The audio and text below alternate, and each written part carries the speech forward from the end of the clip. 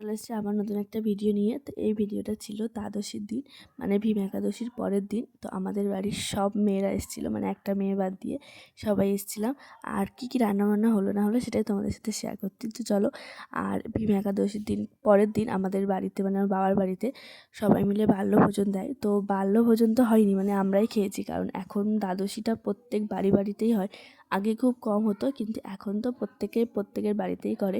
তো ওই জন্য সবাইকে বলেছিল, কেউ আসতে পারেনি বলে আমরাই খেয়েছি, আনন্দ করেছি। তো দেখো, আমাদের ওখানে নিয়ম আছে যে টাকা দিতে হয়, মানে খইয়ের সাথে টাকা দিতে হয়। তো ওই জন্য আমার ছেলে ঘুম থেকে উঠেছে, তো দেখো টাকা পেয়ে গেছে। আবার একটা মামির কাছে এসছে, সেখানেও খই নিতে এসছে দেখো।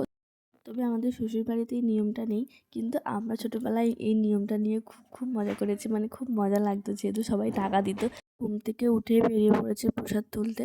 তো দেখো, এরপরে আর একটা জেঠিমাদের বাড়িতে যাবে, জেঠিমাদের বাড়িতেও একই সেম, মানে প্রসাদের সঙ্গে টাকা দেবে। অনেকে ভাবে যে না, এমনি দিচ্ছে, তবে না, আমাদের এটা নিয়মে আছে, টাকা দেয়।